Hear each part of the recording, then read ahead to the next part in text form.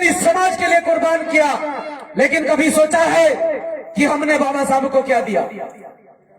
कभी सोचा है कि हमने बाबा साहब को क्या दिया? कभी सोचा है हमने बाबा साहब के परिवार को क्या दिया?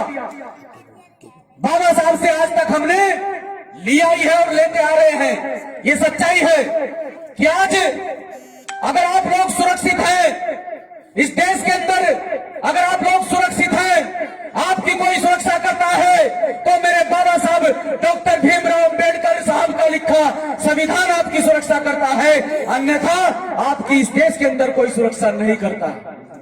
ये सच्चाई है। और जिन साथियों को मेरी बात व्यर्थ लगती है, मैं उन साथियों से पूछना चाहता हूं कि साथियों, आज आपके गांव में इतना भव्य प्रोग्राम लगा है, ये माइक के माध्यम से आपको कुछ बताना चाहते हैं, आपको कुछ समझाना चाहते हैं, क्योंकि अगर ये समय चला गया तो ये समय लौट कर दोबारा नहीं आएगा। ये समय दोबारा लौट कर नहीं आएगा। हम आपको कुछ बताना चाहते हैं, ये कथावाचक आपको कुछ समझाना चाहते हैं कि आप उस समाज के व्यक्ति हैं जिस समाज ने इस देश के अंदर आज तक मेहनत करके कमाना सीखा है, मेहनत करके खाना सीखा है। ये बहुजन समाज के लोग, ये SC/ST OBC माइनॉरिटी समाज के लोग, इस देश के मूल निवासी समाज के लोग, ये बहुत मेहनत का लोग हैं। ये अपनी कमाई की खाते हैं और बड़े ही मेहनत से, लगन से, खून पसीने की कमाई को अपने बच्चों के पालन पोषण में लगाते हैं। तो मैं इन साथियों से कहना चाहता हूं कि साथियों, मुझे कहनी नहीं चाहिए माइक के माध्यम से ऐसी बात, लेकिन कहता हूं क्योंकि सीने के अंदर दर्द है और सीने के अंदर आग है। इस समाज को एकजुट करने की, इस समाज में बाबा साहब डॉक्टर भीमराव अंबेडकर साहब के विचारों को घर घर तक फैलाने की, और हम भी चैन से बैठने वाले नहीं हैं, क्योंकि हमारे ऊपर जो हमारे सीनियर पदाधिकारी काम करते हैं वो भी बड़े ही क्रांतिकारी मिशन और मूवमेंट को आगे बढ़ाने वाले व्यक्ति हैं, आदरणीय डॉक्टर चंद्रशेखर आजाद साहब और आदरणीय विनय रतन सिंह साहब। तो हम उनके दिशा निर्देश पर कार्य करते हैं। इसलिए कह देना चाहता हूं अपने सम्मानित साथियों को कि साथियों, जो माँ बाप धूप में, सर्दी में, बारिश में, तूफान में खून पसीना एक कर आप लोगों के लिए पैसा कमाता है, आप लोगों के लिए पैसा जोड़ता है और उस पैसे को इकट्ठा करके आपके पालन पोषण में लगाता है, आपको एक अच्छा व्यक्ति बनाने के लिए, आपको एक अच्छी शिक्षा दिलाने के लिए उस पैसे का यूज करता है। कभी भी उस अपने माँ बाप के खून पसीने का, पैसे का गलत इस्तेमाल मत करना। जो आपके माँ बाप ने खून पसीना एक करके आपके लिए धन संपत्ति इकट्ठी की है, उसका कभी गलत इस्तेमाल मत करना। मैं यही कहना चाहता हूं, क्योंकि कथा के माध्यम से आपको, मुझे लगता है कि सारी बातें आप लोगों को बता दी गई होंगी। ये सच्चाई है कि आप लोगों ने हर चीज के लिए संघर्ष किया है। आज इस टेंट के नीचे बैठे हैं, इसके पीछे किसी की बलिदानी है। आज ये लाइट लगी है, इसके पीछे किसी की बलिदानी है। आज ये महसिन यहाँ खड़ा होकर बोल रहा है, इसके पीछे किसी की बलिदानी है। और इन सारी चीजों के पीछे अगर किसी की बलिदानी है तो इस शख्सियत का नाम आता है जिसे पूरे विश्व के अंदर सिंबल ऑफ नॉलेज के नाम से जाना जाता है, मेरे बाबा साहब डॉक्टर भीमराव अंबेडकर साहब। तो बाबा साहब का सपना साकार करने के लिए अगर आपके बच्चों को अपनी जान की आहुति भी देनी पड़ी तो बाबा साहब के सपने को साकार करके रहेंगे। इस बहुजन समाज को इस देश का शासक बनाकर रहेंगे। जब तक ये बहुजन समाज इस देश का शासक नहीं बनेगा तब तक हम लोग भी चैन से बैठने वाले नहीं हैं, क्योंकि बाबा साहब ने एक बात कही थी, क्या मेरे समाज के बच्चों, मैं बड़ी मेहनत से, बड़ी लगन से, बड़ी ईमानदारी से इस कारवां को यहाँ तक लेकर आया हूँ। अगर तुम इस कारवां को आगे नहीं बढ़ा सकते तो कभी इस कारवां को पीछे मत जाने देना। लेकिन हम कसम खाते हैं, बाबा साहब के वंशज होने के नाते, बाबा साहब का खून होने के नाते, बाबा साहब का बीज होने के नाते हम कसम खाते हैं कि बाबा साहब का मिशन कभी पीछे नहीं जाने देंगे।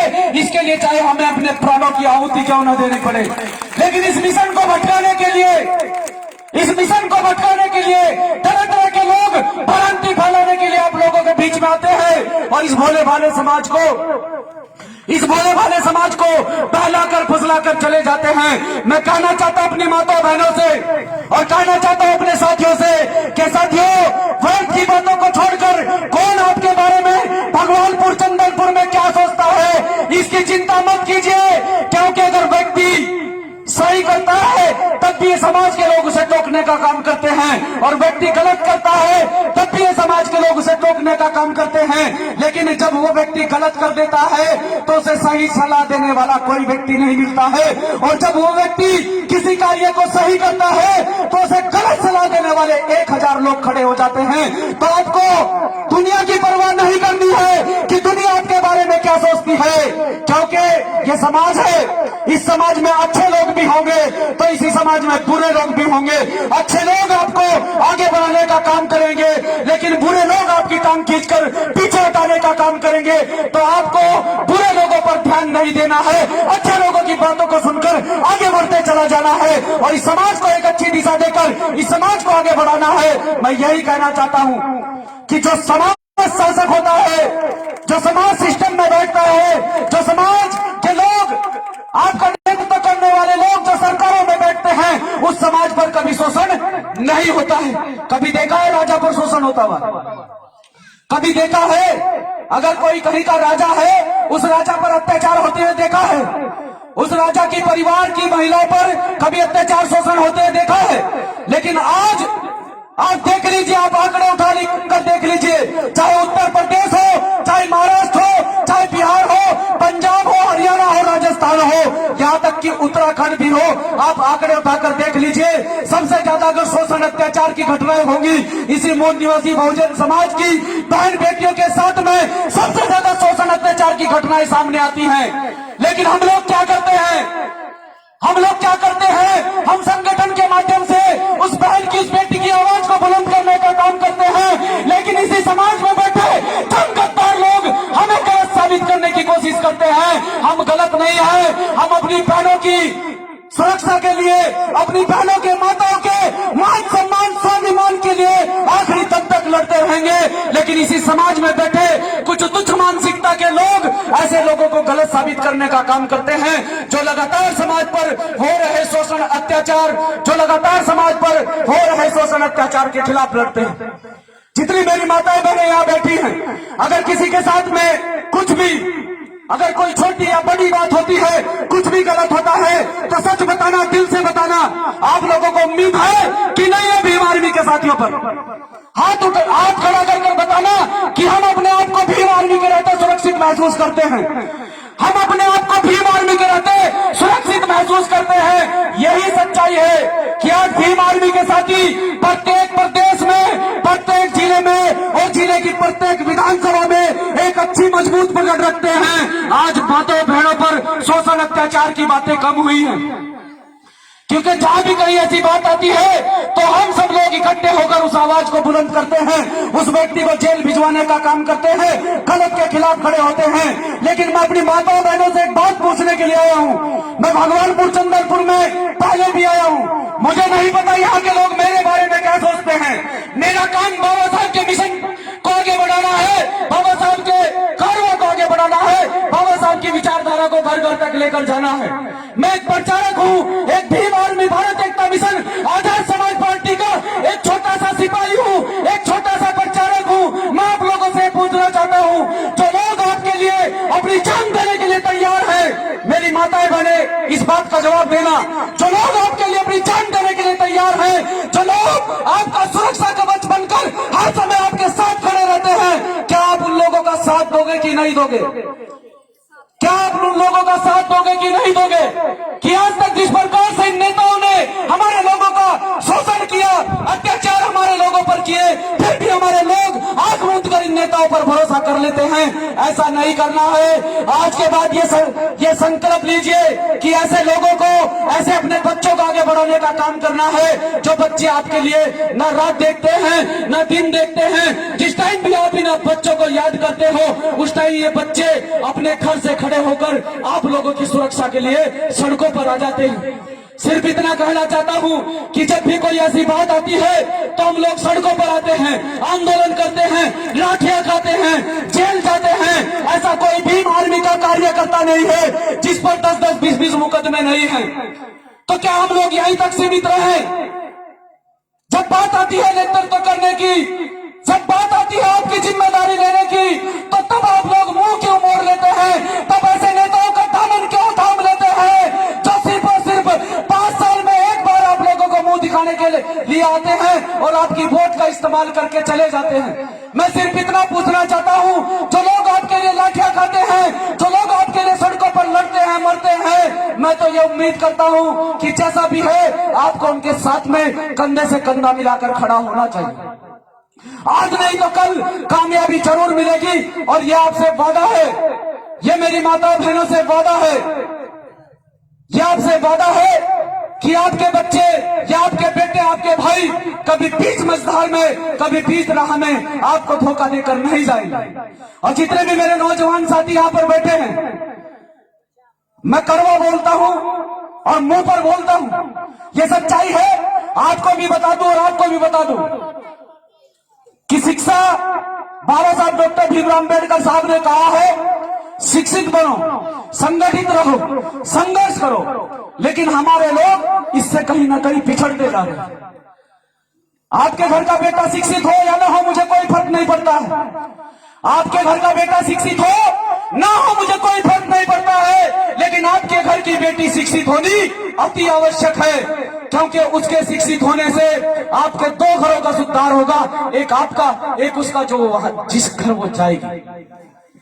और ये भी सच्चाई है, ये भी सच्चाई है कि बेटा नालायक हो सकता है, सुनना, कि बेटा नालायक हो सकता है पर कभी बेटी नालायक नहीं हो सकती। बेटा नालायक हो सकता है, कभी बेटी नालायक नहीं हो सकती। ये सच्चाई है, तुम्हें भी पता है और मुझे भी पता है।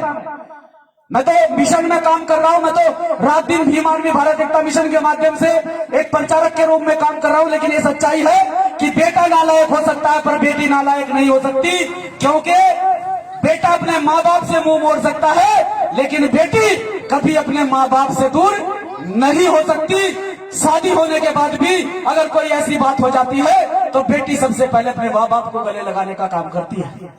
तो इसीलिए बेटा नालायक हो सकता है पर बेटी नालायक नहीं हो सकती। आप सभी साथियों से भी कहना चाहता हूं कि साथियों, समझने की कोशिश करें। समय रहते अगर आप समझ सकते हैं तो समझने की कोशिश करें। दांत फाड़ने से कभी ना आप समाज का भला कर सकते हैं, ना आप अपना भला कर सकते हैं। अगर कोई अच्छी बात आप लोगों को बताना चाहता है, ये कथावाचक लगातार मैं भी देख रहा हूं, मैं भी लगातार इनका प्रोग्राम, लगभग 4था प्रोग्राम होगा मेरा, मैंने इनका प्रोग्राम अटेंड किया है। ये लगातार आप लोगों के बीच में 7-7 दिन की कथा करते हैं और बताते हैं, आप लोगों को महापुरुषों के जीवन परिचय के बारे में बताते हैं, बाबा साहब के संघर्षों के बारे में बताते हैं। लेकिन आप लोगों को शायद जानकारी नहीं है, आप लोगों को शायद जानकारी नहीं है, क्योंकि जो चीज आपको यहाँ बताई जा रही है, जो चीज आपको समझाई जा रही है, उस चीज को आप शायद अपने तक सीमित रख देते हैं और चीज को आगे प्रचार करने का काम करें, लोगों को बताने का काम करें, क्योंकि ये आपके महापुरुषों की बदौलत है, ये महापुरुषों का संघर्ष बोल रहा है। अगर मैं यहाँ खड़ा होकर बोल रहा हूँ तो सिर्फ और सिर्फ ये महापुरुषों का संघर्ष बोल रहा है, ये बाबा साहब की बलिदानी बोल रही है कि मुझे यहाँ खड़ा होकर बोलने का अधिकार मिला। नहीं तो जब इस देश के अंदर मनुस्मृति लागू थी, उस मनुस्मृति के आधार पर आप लोग शूद्र श्रेणी में आते थे और शूद्रों को इस देश के अंदर न संपत्ति रखने का अधिकार था, न अच्छा पहनने का अधिकार था, न बोलने का अधिकार था और न ये पंडाल लगाकर यहाँ कथा करने का अधिकार था। अगर आपके कान में किसी मंत्र का उच्चारण करते समय अगर कोई किसी मंत्र का उच्चारण कर भी रहा है और वो आपके कान में उसकी आवाज पड़ गई तो आपके कान में शीशा पिघला कर डाल दिया जाता था। ये सच्चाई है।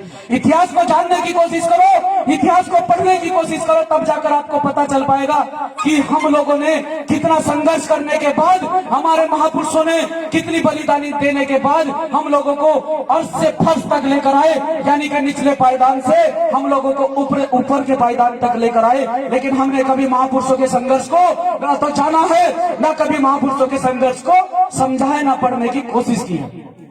यही उम्मीद करता हूं कि आप सभी लोग, जिस प्रकार से अभी बताया कि पढ़े लिखे लोगों ने बाबा साहब को धोखा दिया है, सच्चाई है कि बाबा साहब के संविधान की बदौलत आप लोग मेरिट में आते हैं, बाबा साहब के आरक्षण की बदौलत आप लोग मेरिट में आते हैं।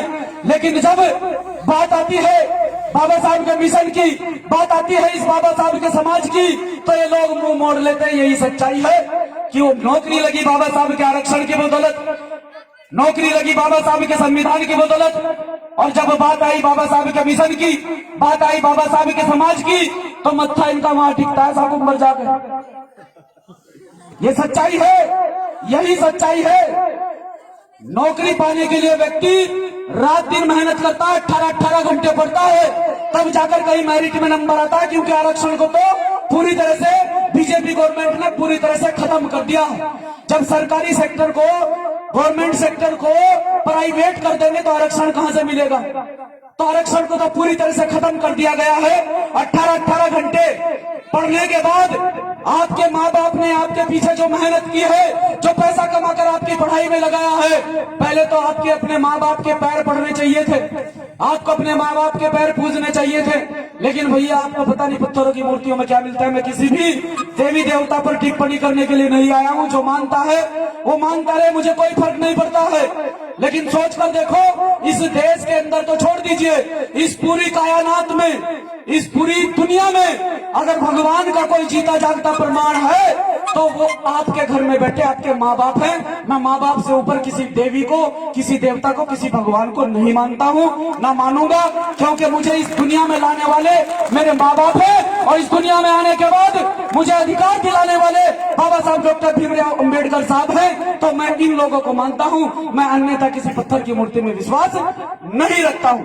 तो आप लोगों को समझना चाहिए, कथावाचक आप लोगों को अच्छे तरीके से हर बात समझा रहे हैं, आप लोगों को समझने की कोशिश करें, अपने दैनिक जीवन में उतारने की कोशिश करें। बस यही कहता हूं कि साथियों, जिस प्रकार से भगवानपुर चंदनपुर के लोग और भगवानपुर चंदनपुर की टीम, जो क्रांतिकारी साथी यहाँ पर खड़े हैं, जहाँ पर भी कोई मामला होता है सभी साथी आपसी सहयोग से वहां पर पहुंचते हैं, तो उम्मीद करता हूँ, आशा करता हूँ कि आगे अगर कोई ऐसा कोई मामला सामने आता है, जिस प्रकार से आप हर मामले में सीधा तान कर खड़े हो जाते हैं, आप सभी साथियों से उम्मीद करता हूं कि हर बार की तरह कोई अगर मामला समाज पर कोई भी विपदा आन पड़ी, कोई भी विपदा आन पड़ी, तो समाज के लिए आप लोग 24 घंटे इसी प्रकार सीना तान कर खड़े रहे। मैं आपसे यही उम्मीद करता हूँ। इसी उम्मीद के साथ मेरा आप सभी साथियों को क्रांतिकारी जय भीम, और बहुत बहुत धन्यवाद मेरी माता बहनों का, जिन्होंने मुझे यहाँ बैठकर सुना।